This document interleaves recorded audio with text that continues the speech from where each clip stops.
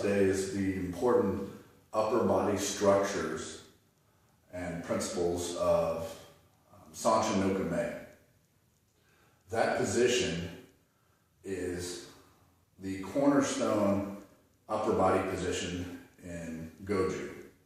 It is also a position widely used in the other Okinawan arts as well. The first primary position, structure, starts at the shoulders and the back. So that is protraction and having a rounded back. You'll see people start Sanchin in a few different ways as far as where their hands start and everything. I prefer to make sure that I come all the way across and then out. That act of pushing your arms out whenever you're doing this will round the back. It won't stay completely flat or anything. You won't have a curve. It will round the back, the upper back, and protract the shoulders automatically. Because remember, protraction is the shoulders move forward. Retraction is here. Protraction is here. So I want to make sure that when I step out and I'm doing Sanchin or Seisan or Sanseru and even Tsuperenpei, I want to step out and it gives me that protraction automatically. So whenever I come out, I'm set. So it gives me protraction and a rounded structure of the upper back. The next thing on that position is elbow adduction. Moving inward towards the medial plane or the midline is adduction. Moving away is abduction because you're taking away. So add is coming inward, abduct is going outward.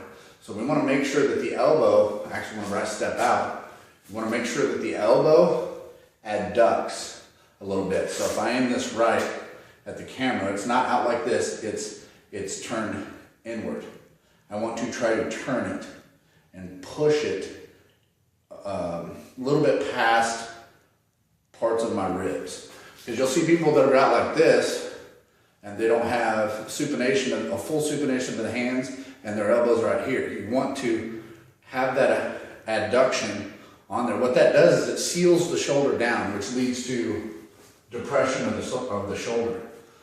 Now, a key thing here to make sure that you do adduct, it also does some external rotation. But a key thing on the adduction, which leads to depression, is supination.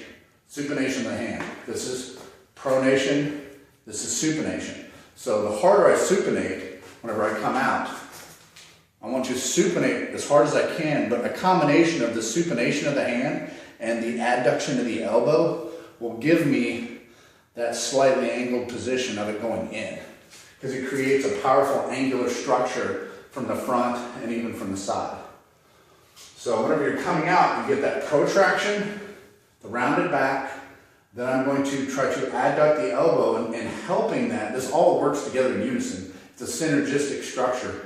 What helps with that is trying to supinate, having the adduction, and what happens is with the adduction, I want to push my shoulder down.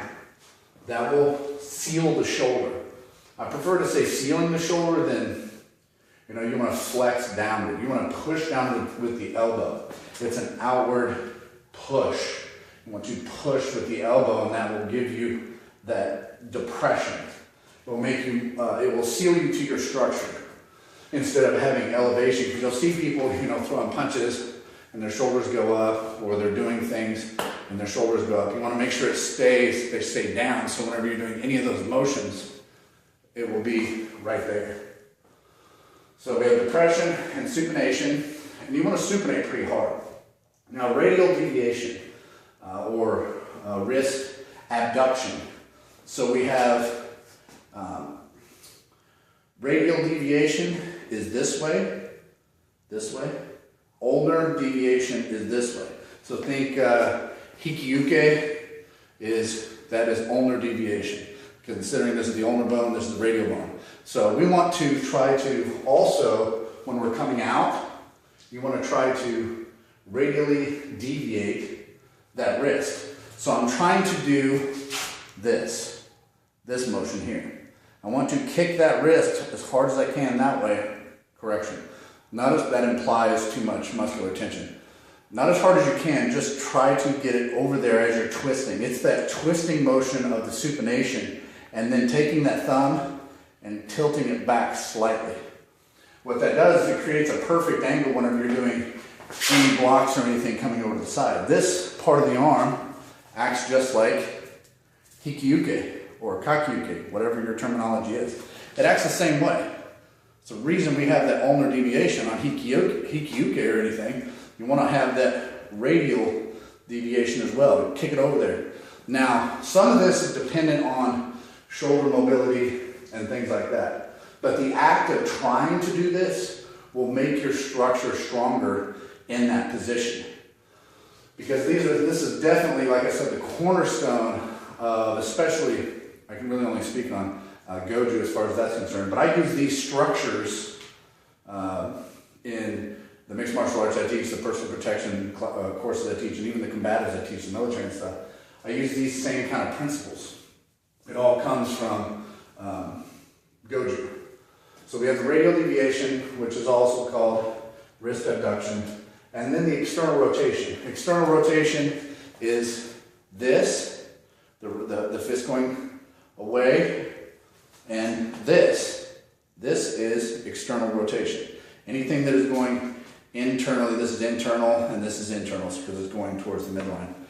So you want to have a slight external rotation with this, because whenever you adduct the elbow, it gives you slight external rotation.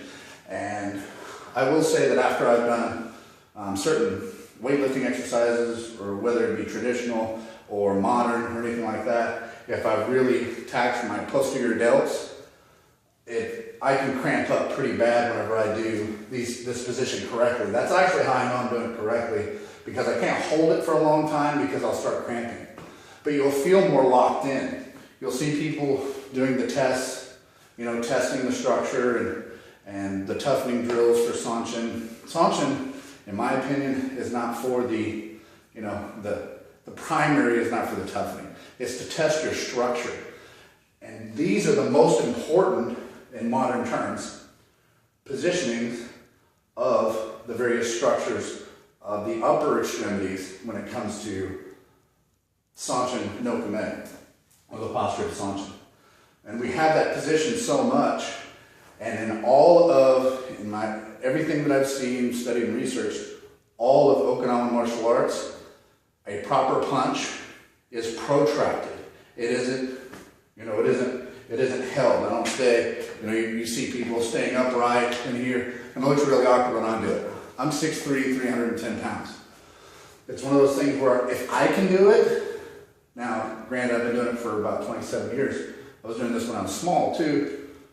If I can do it, other people can get the mobility to do this as well in their positioning, with the exception of chronic injuries, previous surgeries and things like that. You should be able to get this position.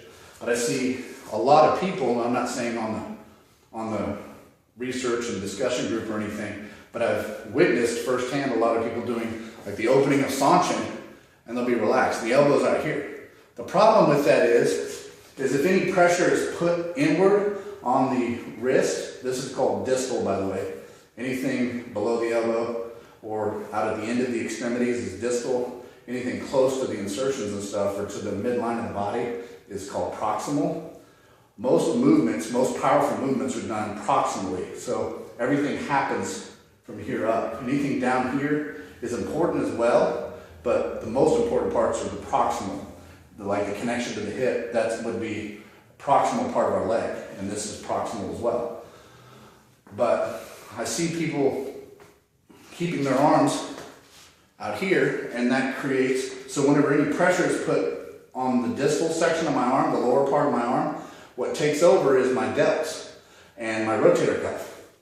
And there's there's not a lot of strength there. When I rotate and adduct the elbow and supinate here, when pressure is applied, that pressure will go into the entire body structure, even if it's straight from the side, because you're sealed and locked in, and I'm not meaning that in a muscular sense. I'm meaning that in a structural sense, a tendon and ligament and skeletal structure.